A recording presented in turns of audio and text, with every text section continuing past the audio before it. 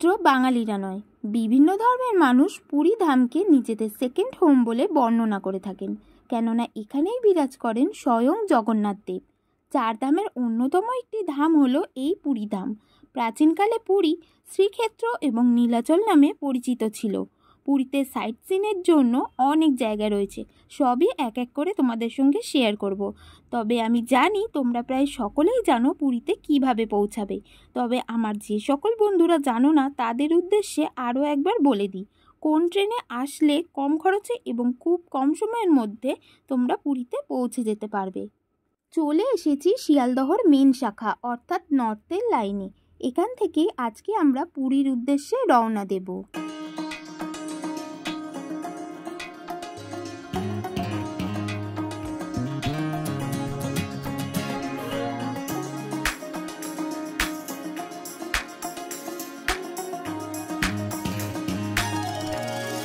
আমরা চলে এসেছি শিয়ালদহ স্টেশনের 9 নম্বর প্ল্যাটফর্মে, আর আমাদের ট্রেন দাঁড়িয়ে রয়েছে 9 নম্বর প্ল্যাটফর্মে শিয়ালদহ টু পুরী দুরন্ত এক্সপ্রেস।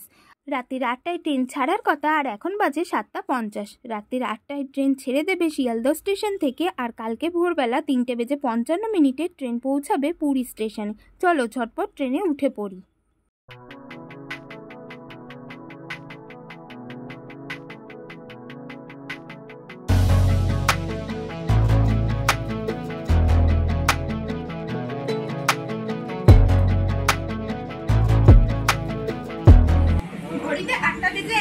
আর আমাদের ট্রেন শিয়ালদহ থেকে রওনা দিয়ে দিল পুরীর উদ্দেশ্যে। তাহলে চলো জয় জগন্নাথ বলে যাত্রাটা শুরু করে দিই। শিয়ালদহ থেকে ট্রেন ছেড়ে রওনা দিল পুরীর উদ্দেশ্যে। আমরা এখন যাচ্ছি দক্ষিণেশ্বরের উপর দিয়ে, এরপর আমরা পেরোবো বালি ব্রিজ।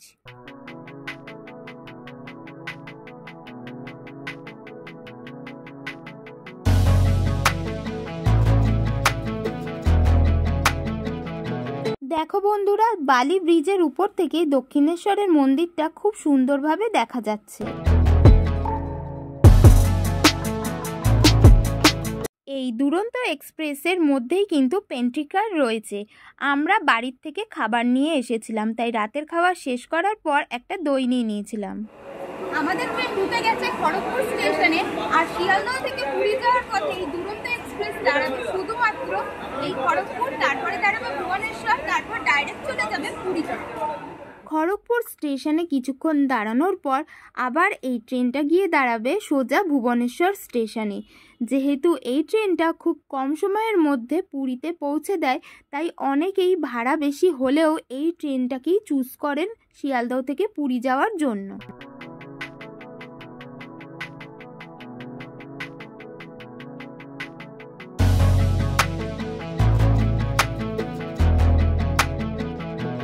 ট্রেন এবার প্রবেশ করতে চলেছে ভুবনেশ্বর স্টেশনে।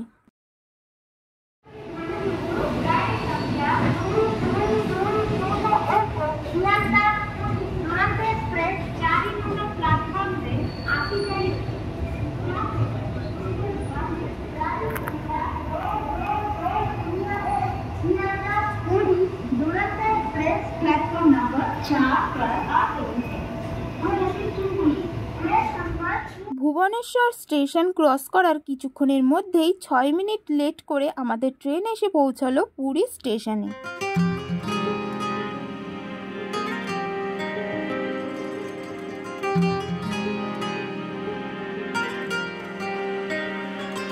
এবারে স্টেশন থেকে বাইরের দিকে বেরিয়ে একটা গাড়ি নিয়ে নেব হোটেলের দিকে যাওয়ার জন্য।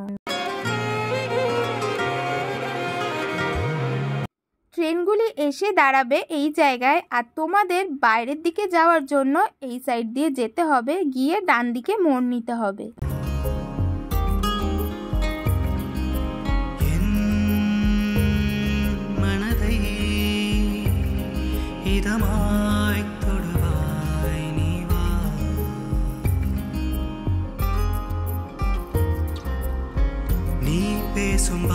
স্টেশন থেকে বাইরের দিকে এসেই তোমরা দেখতে পাবে অটো এবং গাড়ি অনেক দাঁড়িয়ে রয়েছে। এখানে অনেক দাম বলবে গাড়িতে বা অটোতে, একটু বার্গেনিং করে তারপরেই গাড়িতে উঠবে। মোটামুটি 120 থেকে 150 টাকা বললে ভাববে ঠিকঠাকই দাম বলছে, সেই গাড়িতেই ওঠার চেষ্টা করো। আমরা 150 টাকা দিয়ে একটা অটো নিয়ে নিয়েছিলাম আমাদের হোটেলের উদ্দেশ্যে যাওয়ার জন্য। তোমরা বাসে করেও যেতে পারো, তবে বাস চালু হয় সকাল 6:30 থেকে, তাই তোমাদের অনেকটা টাইম ওয়েট করতে হবে।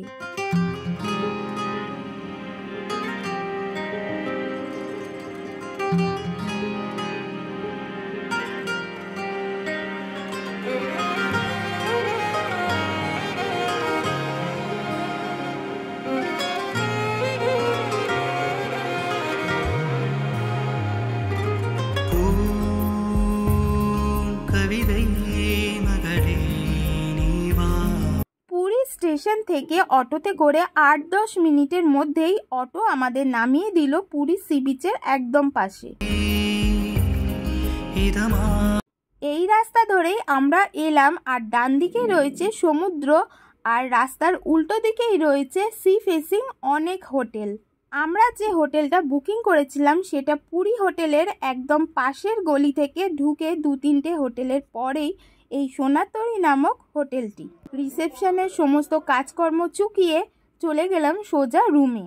এখানকার প্রত্যেকটি হোটেলের চেক ইন টাইম সকাল 8টা আর চেক আউট টাইম সকাল 7টা। যেহেতু আমাদের আগের থেকে বুকিং করা ছিল, তাই আমাদের আসতে কোনো রকম অসুবিধা হয়নি। আমরা বুকিং করেছিলাম নন এসি রুম, আর আমাদের পার ডে ভাড়া পড়েছিল 1400 টাকা করে। রুমটা বেশ পরিষ্কার পরিচ্ছন্ন, বিভিন্ন রকম আসবাবপত্র দিয়ে সাজানো। রুমের মধ্যে এসিও আছে, তোমরা চাইলে রুমটাকে এসি রুমও বানিয়ে নিতে পারো, সেক্ষেত্রে 300 টাকা আরও বেশি পড়বে। এবারে টয়লেটটা দেখে নিই। টয়লেটটাও বেশ পরিষ্কার পরিচ্ছন্ন, আর টয়লেটের মধ্যে গিজারেরও সুব্যবস্থা রয়েছে, ওয়েস্টার্ন টাইপ টয়লেট।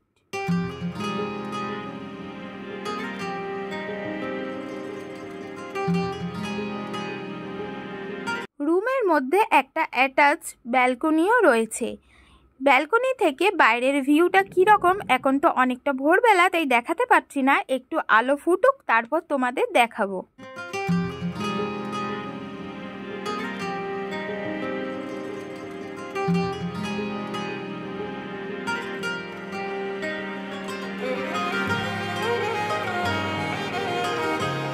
ভোরের আলো ফুটতেই চলে এসেছি ব্যালকনিতে, আর 2-3টে প্লটের পরেই যেহেতু আমাদের হোটেলটা, তাই কিছুটা হলেও সমুদ্রের ভিউ উপভোগ করা যাচ্ছে ব্যালকনি থেকেই।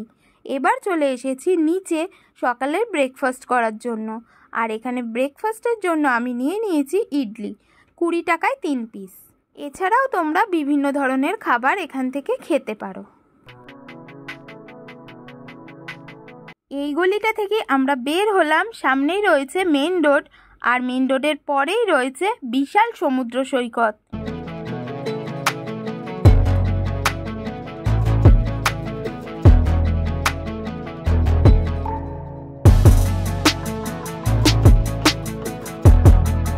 সকাল সকাল একটা ডাব খেয়ে নিলাম, আর এখানে একটা ডাবের দাম নিল 60 টাকা।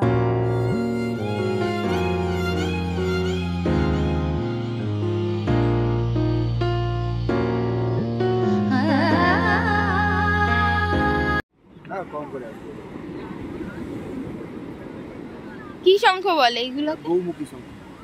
ও, এটা সূর্যমুখী শঙ্খ।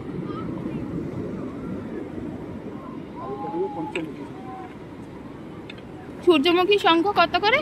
এটা 250।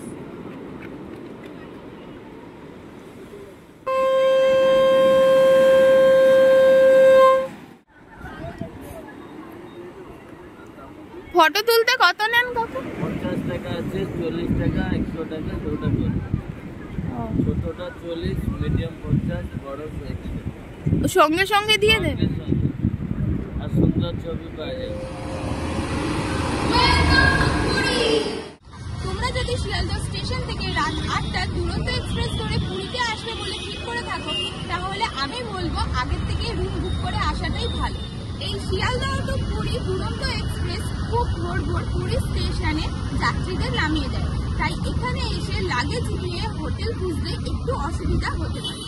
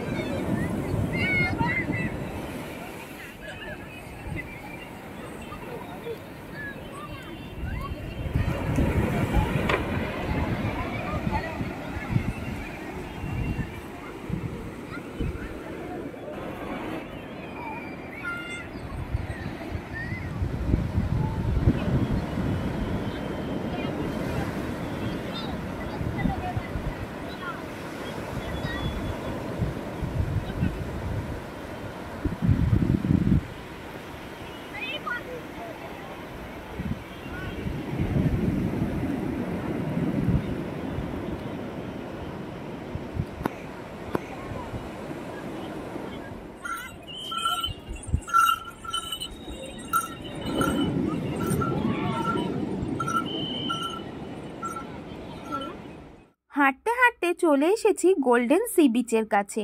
এই গোল্ডেন সি বিচে প্রবেশ করতে গেলে মাথাপিছু 20 টাকা করে টিকিট লাগে। এই যে ব্যারিকেডটা তোমরা দেখতে পাচ্ছ, এর ওপারেই হলো গোল্ডেন সি বিচ বা blue flag beach. Sea beach থেকে ঘুরে আসার পর রুমে কিছুক্ষণ রেস্ট নিয়ে ফ্রেশ হয়ে এবার যাচ্ছি জগন্নাথ দেবের দর্শন করতে।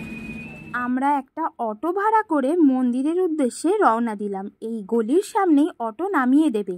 গলি বরাবর সোজা হেঁটে আসলেই বাম হাতে পড়বে জগন্নাথ দেবের মন্দির।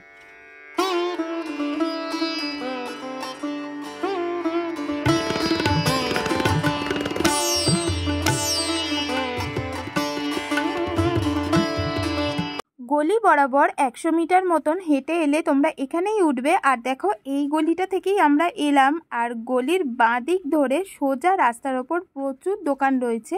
তোমরা চাইলে এখান থেকে পুজোর জন্য ডালা নিয়ে নিতে পারো।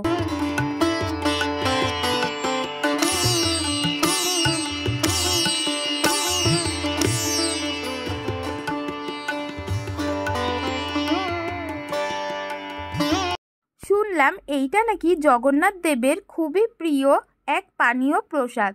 এগিয়ে চললাম মন্দিরের দিকে। এখানে রথের চাকা তৈরির জন্য কাঠ এনে রাখা হয়েছে। অক্ষয় তৃতীয়ার দিন থেকে কাজ শুরু করা হবে। রাস্তার চারপাশের সমস্ত কিছু দেখতে দেখতে এগিয়ে চললাম মন্দিরের দিকে।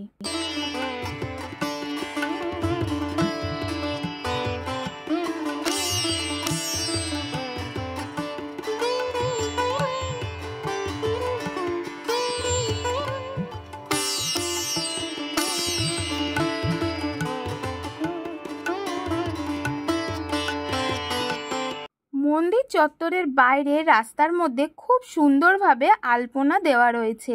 রয়েছে ব্যারিকেড করা। এখান থেকেই ঢুকতে হবে মন্দির দর্শনের উদ্দেশ্যে।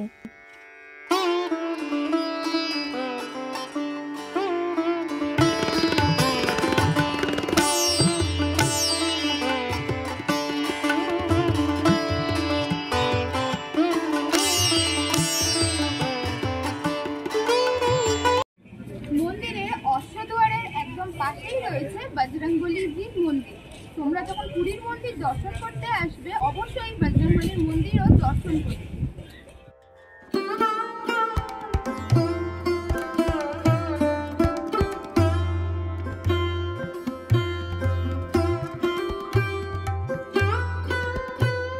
বজরংবলীর দর্শন খুব সুন্দরভাবে সেরে নিয়ে এবারে দেখতে পেলাম জগন্নাথ দেবের মহাভোগ।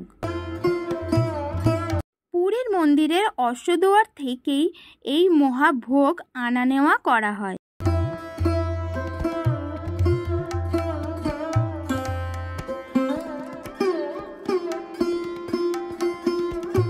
এই মন্দিরের উচ্চতা 65 মিটার, যা প্রায় 200 ফুটের কাছাকাছি। পুরীর জগন্নাথ মন্দিরের মোট 4টি দুয়ার আছে।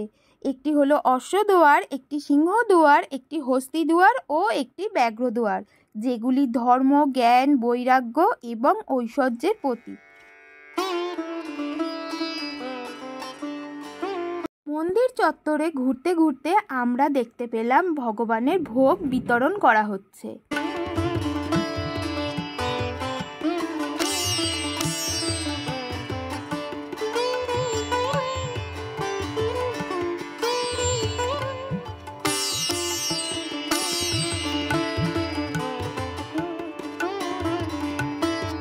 পুরীর জগন্নাথ মন্দিরে তোমরা যখন ঘুরতে যাবে, খেয়াল করবে সিংহদ্বারের সামনে একটি 34 ফুটের স্তম্ভ রয়েছে।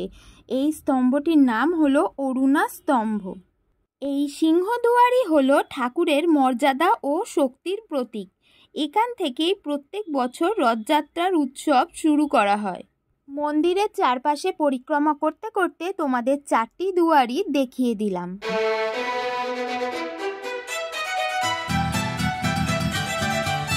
জগন্নাথ মন্দিরের একেবারে চূড়ায় যে পতাকাটি দেখা যাচ্ছে, প্রত্যেক দিন 2-1 মন্দিরের সেবায়ত ব্যক্তি কোনো কিছু সাহায্য ছাড়াই উপরে উঠে পতাকা পাল্টে থাকেন।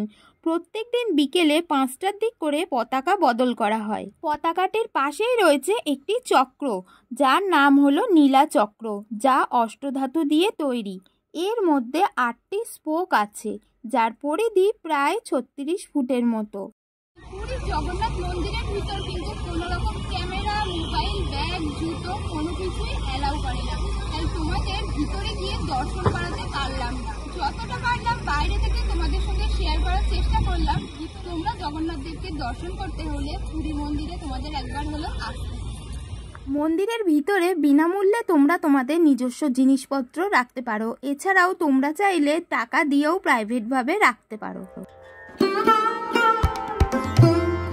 মন্দিরের ভিতরে যেহেতু ক্যামেরা, মোবাইল কিছুই অ্যালাউ নেই, কিন্তু প্রত্যেক দিন এখানে লাইভ টেলিকাস্ট হয়, তাই একটা দোকানের টিভি থেকে তোমাদের ভগবানের দর্শন করিয়ে দিলাম। এবারে চলে এলাম পুরীর বিখ্যাত খাজা কিনতে। একই নামের অনেক নামকরা দোকান রয়েছে, তাহলে বুঝবে কি করে কোনটা আসল দোকান? নামকরা দোকানগুলির মধ্যে নৃসিংহ, কাকাতুয়া এবং গাঙ্গুরাম বিখ্যাত, কিন্তু এই একই নামের প্রচুর দোকান রয়েছে। এই নৃসিংহর আসল দোকানটা হলো পদ্মিনী লজের একেবারে পাশে। মন্দির চত্বরের বাইরে থেকে রিক্সাতে তোমরা যদি বলো খাজার দোকানে যাব, তাহলে ওনারা এই সকল নামকরা দোকানগুলোর সামনেই এনে তোমাকে উপস্থিত করবে। দোকানের ভিড় কিছুটা কমতেই বাড়ির জন্য কিছুটা খাজা আমি কিনে নিলাম।